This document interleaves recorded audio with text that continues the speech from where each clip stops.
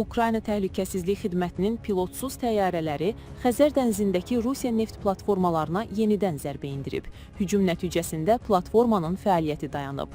Qeyd edək ki, dünən Ukrayna xüsusi əməliyyat qüvvələrinin Xəzər dənizində Rusiyaya məxsus 2 yük gəmisini vurması barədə informasiya yayılmışdı.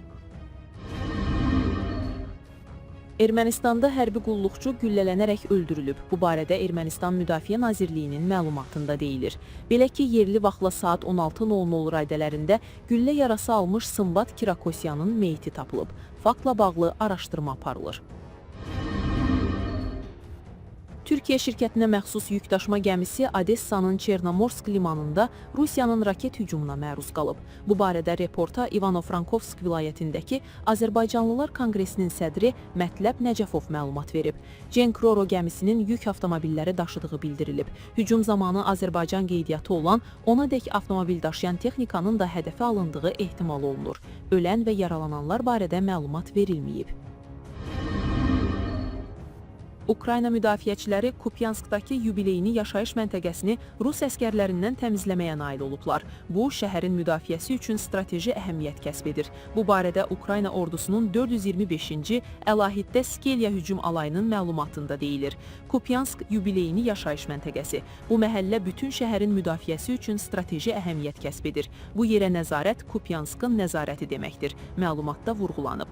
Qeyd edək ki, bundan öncə Ukrayna ordusunun Radkovka və Kondrasovkanı azad etdiyi, həmçinin Qulubovkanı atəş nəzarəti altında saxladığı və Kupyanskın şimal-qərb ətrafını Rus hərbiçilərindən təmizlədiyi bildirilmişdi. Rusiya Xarici İşlər Nazirliyinin sözçüsü Mariya Zakharova RIA Novosti açıqlamasında Avropa Komissiyasının Rusiyanın aktivlərini birdəfəlik dondurmaq qərarına reaksiya verib. Diplomat məsələyə qısa qiymət verib və bunu baş barmaqlar sözləri ilə şərh edib. Xatırladaq ki, Avropa İttifaqı 12 dekabr tarixində Rusiyanın dondurulmuş aktivlərini birdəfəlik bloklayıb.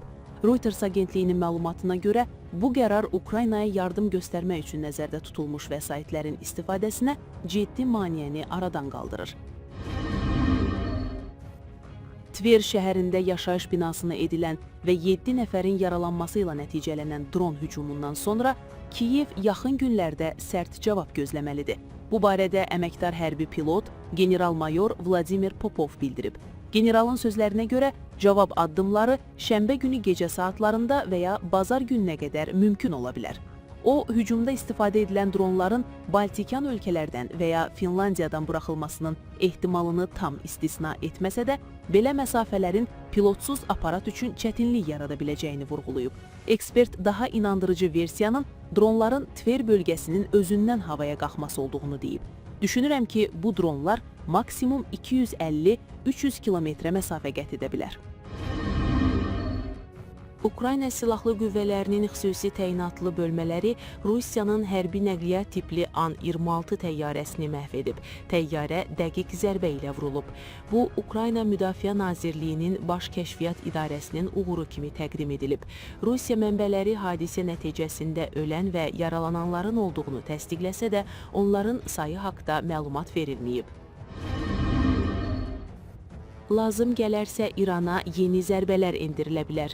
Bu sözləri ABŞ prezidenti Donald Trump deyib. Onun sözlərinə görə İslam Respublikasının rəhbərliyi Vaşinqtonla razılığa gəlməzsə və raket proqramını davam etdirərsə, növbəti zərbələr endiriləcək. Əgər Amerika qoşunları İranın İsfahan, Fordo və Natanzdakı nüvə obyektlərinə zərbələr endirməsəydi, yaxın şərqdə nizamlanmaya nail olmaq mümkün olmazdı. İran öz nüvə proqramını həyata keçirməyə davam edə bilər. Onlara bunu etmək üçün çox vaxt lazım olacaq. Lakin onlar bizimlə razılaşmadan bərpa etmək istəsələr, biz onu məhv edəcəyik. Biz onların raketlərini tez bir zamanda məhv edə bilərik. Ukrayna prezidenti Vladimir Zelenski hazırda dünyanın digər siyasi fiqurlarından daha çox təhqir olunur, lağa qoyulur və alçaldılır. Bunu Roma Universitetinin Luis Guido Carli Beynəlxalq Təhlükəsizlik Tədqiqatları Mərkəzinin rəhbəri Alessandra Arseni deyib. Ekspert bildirib ki, Ukraynadakı münaqişə həm Avropa, həm də Zelenski üçün dəhşətli dərəcədə alçaldıcı nəticələr doğurub. NATO ölkələri arasında Ukraynanın hansı ərazilər nümunələri Rusiyaya verə biləcəyi, ordusunun ölçüsü və təbiəti, eləcə də Kiyevin hansı hərbi ittifaqlara qoşula biləcəyi müzakirə edilir. Arsini Rusiyanın G8-ə qayıtması və sanksiyaların ləğvi məsələlərinə də diqqət çəkib. Həmçinin Qərbdə Zelenski hökumətinin seçkilərlə dəyişdirilməsi barədə danışıqlar getdikcə artıb. ABŞ rəsmilərinin son açıqlamaları və prezident Donald Trump'ın onu Amerikalı şovmen Barnumla müqayisə etməsi diqqət çəkib. Latviyada Ukrayna hakimiyyətindən ayrılmış maliyyə vəsaitlərinin istifadəsi ilə bağlı hesabat tələb edib. Ukraynanın prezidenti Vladimir Zelenski Almaniyanın paytaxtı Berlində gözlənilməz səfərdə olacaq. Məlumata görə Zelenski Almaniyanın kansleri Friedrich Merzlə görüş keçirəcək. Görüşdə Böyük Britaniya və Fransanın, eləcə də ehtimal ki, Polşa və İtaliyanın nümayəndələri də iştirak edəcək. Hazırda görüşdə ABŞ hökumət nümayəndələrinin iştirak edib-etməyəcəyi bəlli deyil. Xatırladaq ki, ABŞ bir müddət öncə 28 bənddən ibarət olan sülh planı hazırlayıb. Bu plan nə Ukraynanı, nə də Avropanı qane edib. Almaniyanın Xarici İşlər naziri Johann Vadeful bildirib ki, planın düzəlişi ilə bağlı Amerikalı rəsmilərlə təmasda olub. Sülh planının hazırlanması fonunda Ukrayna və ABŞ nümayəndə heyətləri İsveçrə və Vaşinqtonda bir neçə görüş keçirib. Prezident Zelenskinin sözlərinə görə bu dialoqların nəticəsi kimi plan 20 bəndə qədər qısaldılıb. Livanın Xarici İşlər naziri Yusif Raci bildirib ki, ölkəsi İsrailin mümkün geniş miqyaslı hərbi əməliyyatları ilə bağlı diplomatik kanallar vasitəsilə ciddi xəbərdarlıqlar alıb. Beyruta İsrailin böyük hərbi əməliyyatı hazırlaşdığı barədə daxil olan kəşfiyyat məlumatları təhlükəlidir. Təhdidlər artıq yalnız mediada səslənmir. Bunlar diplomatik kanallar və qərb nümayəndələri vasitəsilə də çatdırılır, deyə nazir qeyd edib. Raci vurğulayıb ki, Livan diplomatiyasının əsas məqsədi vəziyyətin hərbi eskalasiyaya çevrilməsinin qarşısını almaqdır.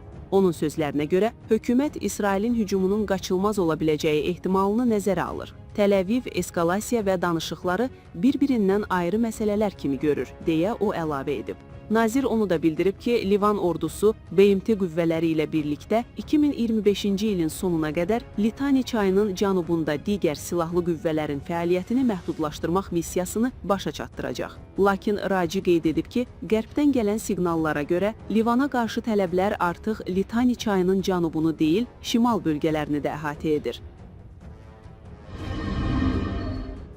Ermənistanda Qarabağ separatçılarının nümayəndəliyində axtarış aparılır. Məlumata görə ondan çox müstəntiq əraziyə gələrək axtarış və sənədlərin götürülməsi barədə order təqdim edib. Həmin əməkdaşlar məhkəmənin axtarışla bağlı qərarını təqdim edib və sənədlərin götürülməsinə başlayıblar. Ermənistan parlamentinin Şərəfin var fraksiyasının üzvü Tigran Abramyan deyib ki, axtarışlar ötən gün qondarma rejimin nümayəndələrinin toplantısının keçirilməsi çərçivəsində baş tutub. Qeyd edək ki, Ermənistan baş naziri Nikol Paşinyan ermənilərin Qarabağa qayıtmasının doğru fikir olmadığını bəyan edib.